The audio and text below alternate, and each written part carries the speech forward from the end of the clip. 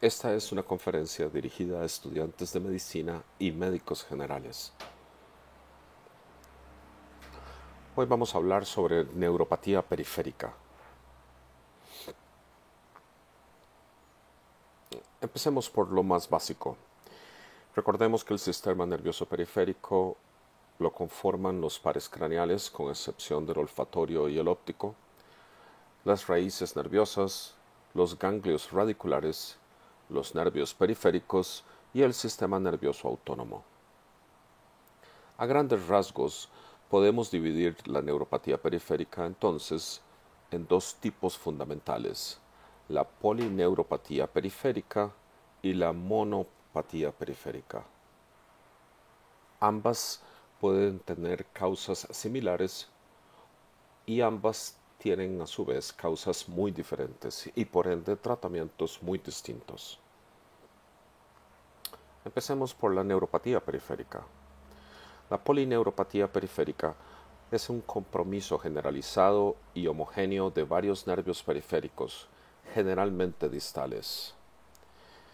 El síntoma clásico de esta es una pérdida de la sensibilidad, una sensación de quemazón, debilidad distal simétrica que evoluciona de forma ascendente con ausencias de reflejos miotáticos. Este patrón en guante o en calcetín siempre empieza distalmente y siempre se origina especialmente en los miembros inferiores, y hasta que no ha alcanzado cerca de la rodilla no se manifiesta en los miembros superiores. Las causas de polineuropatía periférica son muchas, pero la más importante por mucho es la diabetes mellitus y la segunda el alcoholismo. Hay muchas otras causas como hepatopatías no alcohólicas, cáncer, tóxicos o fármacos, pero es crítico y es de suma importancia en nuestro medio que tengamos claro que el factor número uno para polineuropatía periférica es y seguirá siendo diabetes mellitus.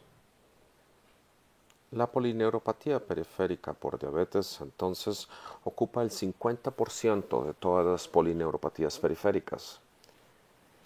Está en directa relación con la duración y el control glicémico.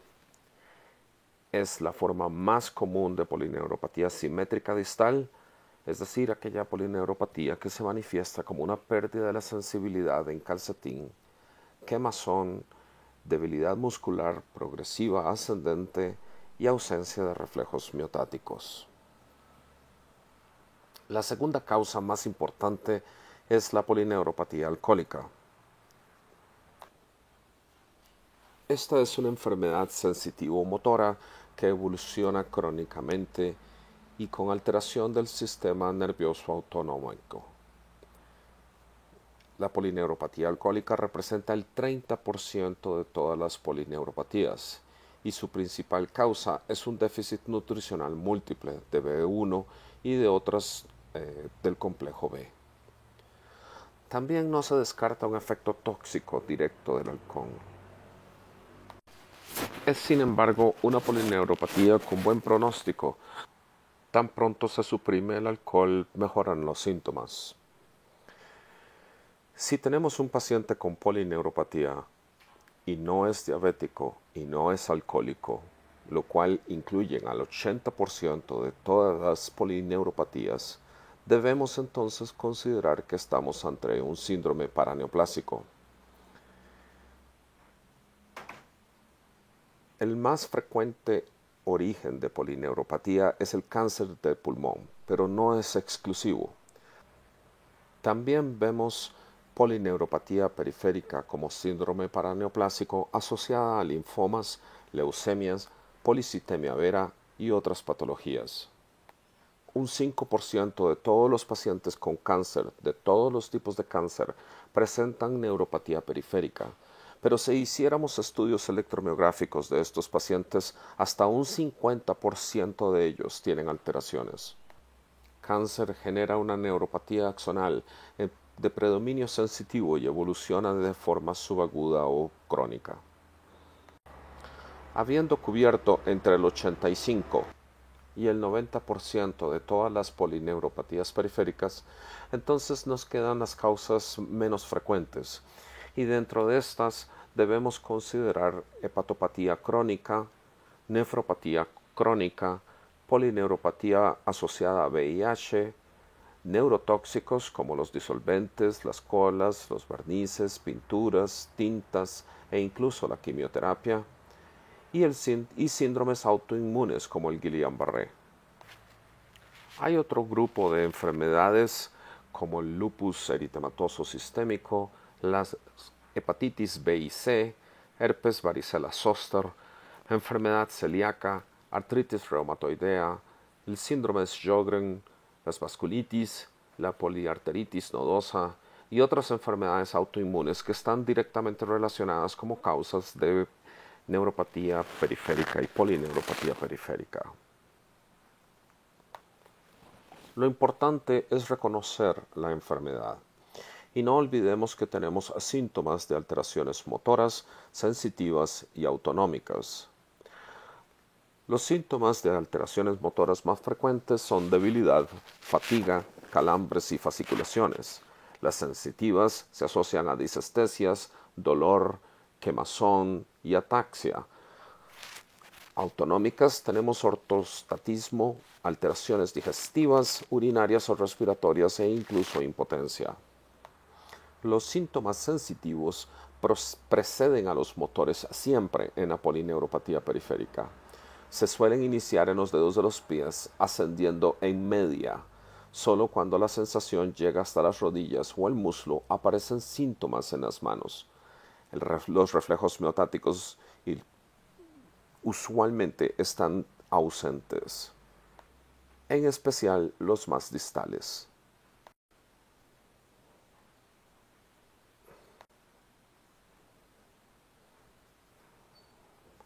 La debilidad muscular y atrofia muscular es una señal de alarma más avanzada. Pero los trastornos tróficos pueden ser de los más graves y por eso el paciente diabético debe de ser particularmente cuidadoso con el estatus y la condición de sus pies. Muchos de estos pacientes presentan respuesta exagerada a los estímulos, como alodinia e hiperalgesia. Y también son frecuentes las pérdidas sensoriales, las disestesias y las disautonomías. Entonces, cuando estemos evaluando a un paciente con polineuropatía periférica, debemos hacer un hemograma, una velocidad de eritrosedimentación, nitrógeno ureico y creatinina para descartar patología renal, así como un general de orina. Es mandatorio, máxime que el 50% de estas son causadas por diabetes, que solicitemos una glicemia en ayunas y una hemoglobina glicosilada. Así como también debemos evaluar los niveles de vitamina B12, hormona tiroidea y una placa de tórax para descartar cáncer pulmonar.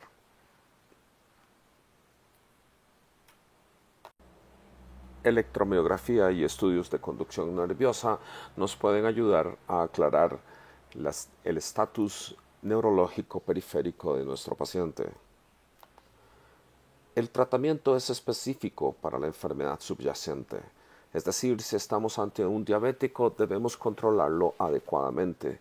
Si lo que tenemos es entre manos un alcohólico, pues debemos no solo dar los suplementos nutricionales pertinentes, sino además hacer un esfuerzo inmediato por detener la ingesta de licor. Los pacientes con polineuropatía periférica deben de tener hábitos de vida saludables, deben de lograr su peso adecuado, hacer ejercicio físico regularmente, mantener una dieta equilibrada y evitar alcohol, tabaco y toxinas. El tratamiento de los síntomas se basa en neuromoduladores como la gabapentina y la pregabalina. Pacientes más avanzados podemos asociar antidepresivos tricíclicos en las dosis estipuladas. Nunca perdamos de vista, sin embargo, que este es el tratamiento sintomático, no es la cura. La polineuropatía periférica debemos siempre buscar su origen.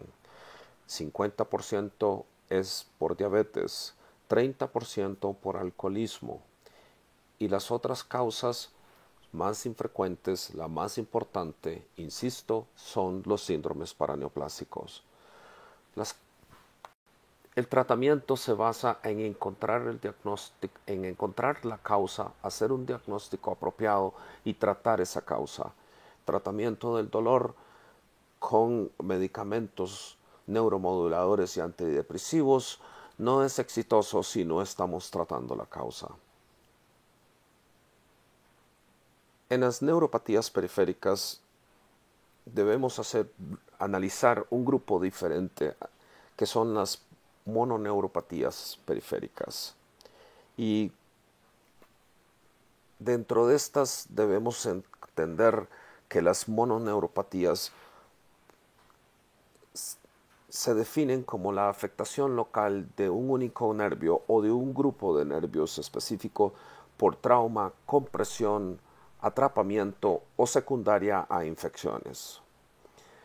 Estas pueden ser aisladas o múltiples, pero son en general la representación de un grupo de nervios o de un nervio único específico que está sufriendo por un problema meramente estructural y no un trastorno metabólico bioquímico. Dentro de las neuropatías por atrapamiento más frecuentes tenemos la ciática lumbar y la ciática extralumbar. La ciática extralumbar es causada con mucha frecuencia es causada por compresión o atrapamiento del músculo piriforme. La historia típica es que tenemos a una persona que hace ejercicio, frecuentemente spinning, o que toma posiciones donde flexiona la cadera y por razones varias y diferentes el músculo piriforme se engruesa, se dematiza, se hincha y comprime el ciático cuando surge debajo de este. El atrapamiento del ciático por estenosis del canal espinal es una de las patologías más frecuentes y es la cuarta causa de incapacidad y la tercera de consulta. Las compresiones periféricas del nervio mediano, como por ejemplo en el síndrome del túnel carpal, y las radicalopatías espinales cervicales son también algunos de los ejemplos de neuropatías periféricas por atrapamiento.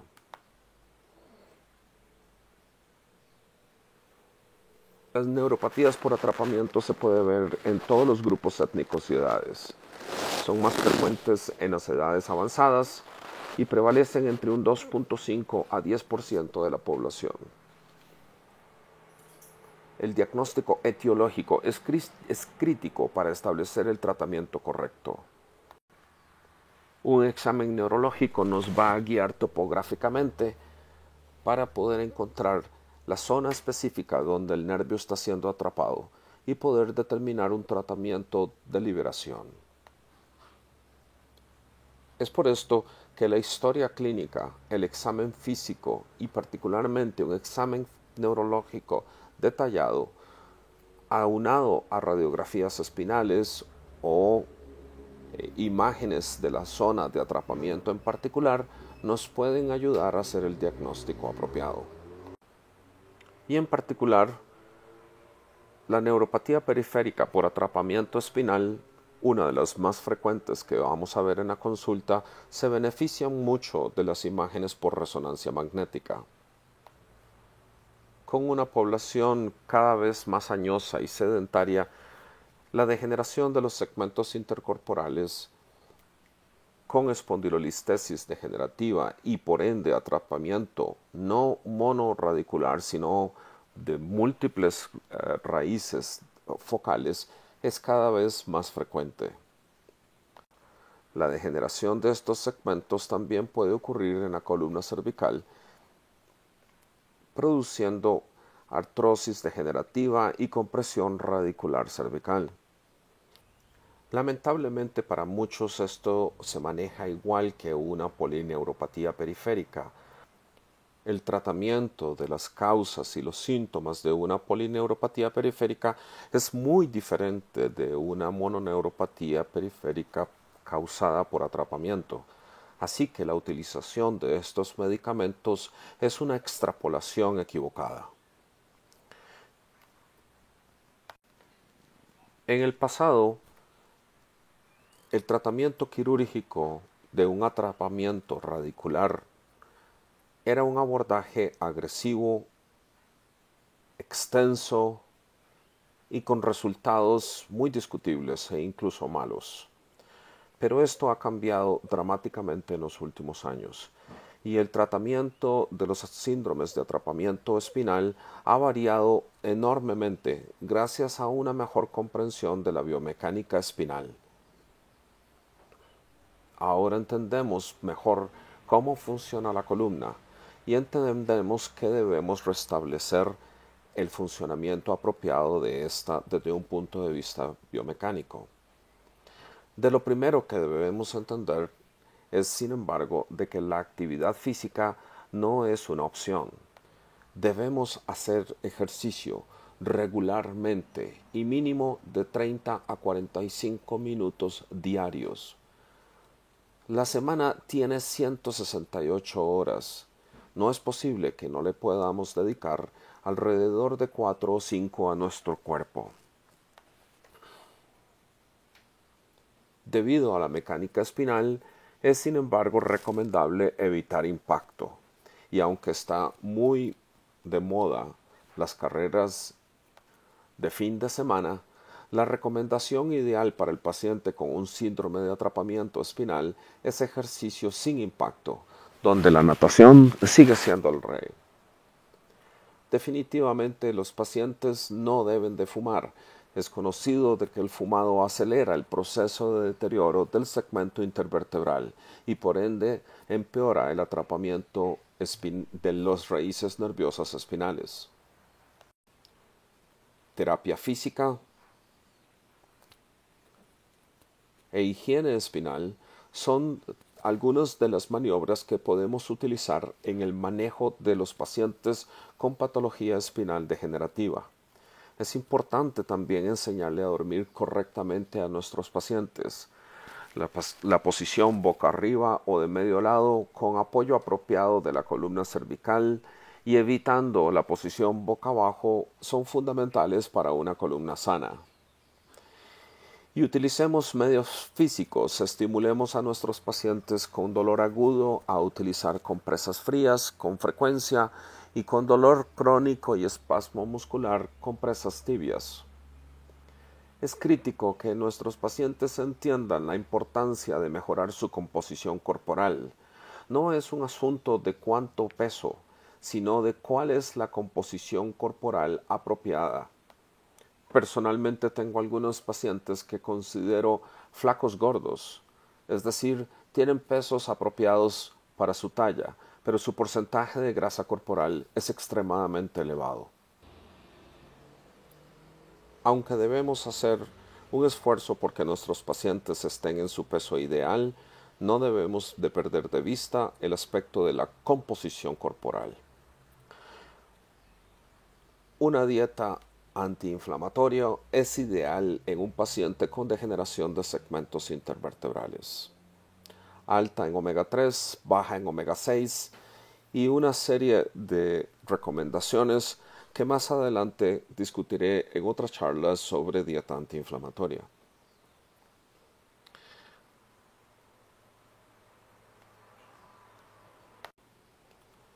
No olvidemos que la electroterapia, así como los ejercicios específicos para el segmento en particular que está produciendo dolor y atrapamiento, son parte de las maniobras que podemos utilizar en nuestros pacientes. En el siglo XXI, técnicas de relajación y ejercicios de respiración, meditación, yoga, pilates, son técnicas importantes y parte integral del tratamiento.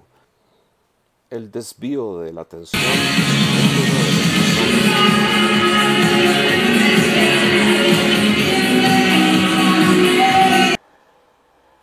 Finalmente, la medicación es muy distinta de la polineuropatía periférica y debemos usar analgésicos antiinflamatorios y músculos relajantes.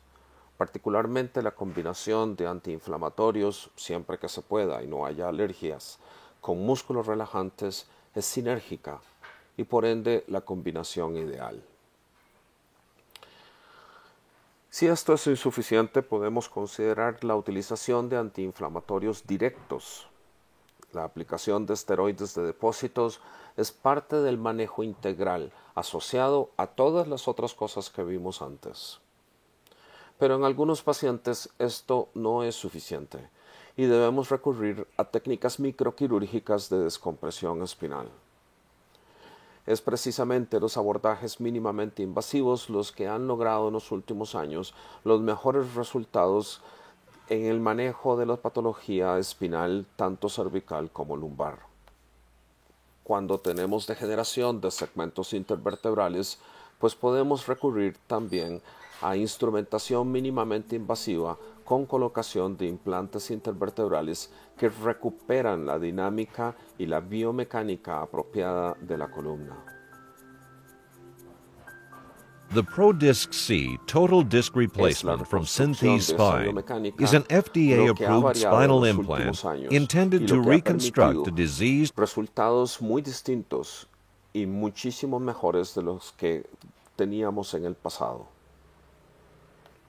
En estas imágenes vemos la colocación de tornillos pediculares y de discos artificiales en la columna lumbar en un esfuerzo por recuperar una mecánica lumbar apropiada. Esta es una de mis pacientes que recibió un abordaje anterior y posterior donde a través de una mini lapa colocamos un disco artificial en L4, L5 como un esfuerzo para proteger los segmentos anexos. Entonces, insisto, la cirugía espinal moderna se basa en un concepto biomecánico de reconstrucción de la mecánica y biomecánica de la columna espinal. Lo que estamos viendo aquí es un abordaje de XLIF. El XLIF es una cirugía extremolateral y lo que hacemos es abordar transpsoas retroperitoneal, pero por vía anterior, extremolateral, con un neuromonitor que nos permite localizar el plexo lumbosacro y evitar lesiones accidentales. Este abordaje mínimamente invasivo tiene un mínimo sangrado y una estancia intrahospitalaria de solamente un día y hasta menos en algunos centros. La remoción del disco se hace con seguridad, evitando el abordaje anterior y los vasos sanguíneos, y la colocación de un implante que se estabiliza con tornillos y una placa lateral permite la resolución de un problema biomecánico importante. En este gráfico podemos ver el abordaje transpsoas, retroperitoneal y el sangrado escaso. Entonces insisto en que el paciente con polineuropatía periférica es muy diferente del paciente con mononeuropatía periférica. Ambas son neuropatías periféricas, pero ambas tienen causas muy distintas y por ende tratamientos muy diferentes. Siempre que aborden y den tratamiento a un paciente con neuropatía periférica, tengan en consideración las diferencias que existen entre estos, las diferencias tanto etiológicas como terapéuticas, y por ende no extrapolen los tratamientos de uno y otros como ocurre con mucha frecuencia. Muchas gracias.